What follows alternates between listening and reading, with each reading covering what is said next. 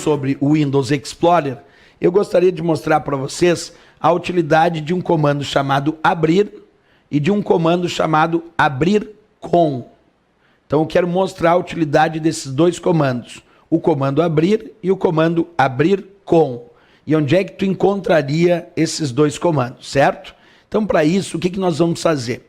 Eu vou pegar aqui o meu computador e vou acessar o Windows Explorer e aí então nós vamos ver isso na prática, certo? Acompanha comigo aqui então. Vou pegar o meu computador, vou acessar o programa Windows Explorer, clicar aqui no menu iniciar, na opção computador.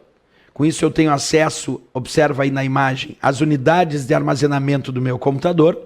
Eu vou clicar aqui em disco local C, que é o disco rígido. Vou localizar uma determinada pasta chamada concursos. E agora eu vou ampliar bastante para te enxergar que dentro dessa pasta chamada concursos eu tenho aqui um arquivo chamado provas.doc. Pois bem, eu vou clicar com o botão direito do mouse sobre esse arquivo. Então seleciono o arquivo, clico com o botão direito do mouse. E aqui eu tenho uma opção chamada abrir com. Essa opção é interessante porque quando o usuário clica com o botão direito do mouse sobre o arquivo, e aí ele escolhe a opção abrir com, eu posso escolher com qual programa eu desejo abrir esse arquivo. Porque quando o usuário aplica um duplo clique sobre o arquivo, ele vai abrir o arquivo com o que nós chamamos de programa padrão. Exemplo, se eu tenho um arquivo .docx, o programa padrão desse arquivo .docx é o Word.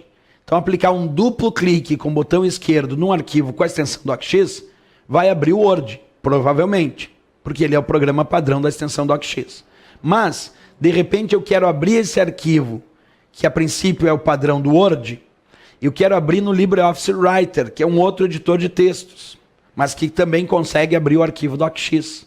Então eu clico com o botão direito do mouse sobre o arquivo, aparece um menu, que a gente chama de menu de atalho, menu de contexto ou menu rápido, e nesse menu tem a opção abrir com, onde eu vou poder escolher com que programa eu desejo abrir esse arquivo.